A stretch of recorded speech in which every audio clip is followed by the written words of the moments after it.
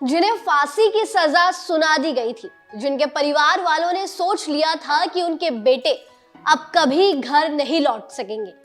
नौसेना के वो सभी अधिकारी जो अपने आप को हारा हुआ मान चुके थे, अब वो सभी अधिकारी घर वापसी कर रहे हैं, क्योंकि कतर में मोदी सरकार की बड़ी जीत हुई है। क्या है मोदी सरकार की वो जीत और पूरा मामला क्या है, चलिए आपको बताते हैं इस वीडियो में। कतर की जेल में बंद पूर्व भारतीय नौसैनिकों को आखिरकार 18 महीने बाद जेल से रिहा कर दिया गया है। विदेश मंत्रालय ने सोमवार को एक बयान जारी करते हुए कहा कि 8 में से 7 लोग पहले ही भारत लौट चुके हैं। जनवरी में इन अधिकारियों की मौत की सजा तय थी और अलग अलग टाइम पर जेल की सजा इनकी बदली जा रही थी।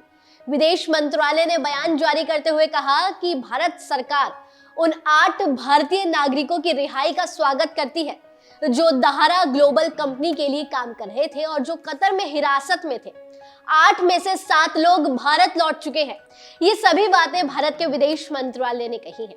बात अगर हम पहले की करें तो अक्टूबर 2023 में कतर की अदालत ने सभी पूर्व नेवी के अफसरों की मौत की सजा तय कर दी थी। भारत में जमकर इस पर हंगामा मचा।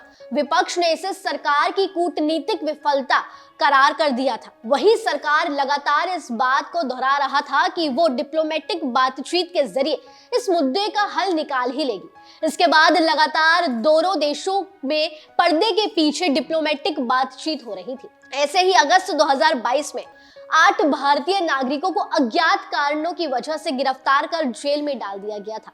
रिपोर्ट्स की माने तो इन्हें कतर की खुफिया एजेंसी ने जासूसी के आरोप में गिरफ्तार किया था। भारत ने शुरू से ही इस मामले को लेकर कतर से बातचीत जारी रखी थी। खुद प्रधानमंत्री नरेंद्र मोदी ने पिछले साल दिसंबर में कतर के अमीर शेख से बातचीत दुबई में की थी COP28 सम्मेलन के दौरान। इस मीटिंग में पीएम मोदी ने पूर्व भारतीय नौसैनिकों की रिहाई के मसले पर बात की थी। इन अफसरों पर कथित तौर पर इजराइल के लिए जासूसी करने का आरोप था। ना तो कतरी अधिकारियों और ना ही नई दिल्ली के भारतीय नागरिकों के खिलाफ आरोपों को पब्लिक किया गया था, लेकिन इन पर आरोप लगाए जा रहे थे।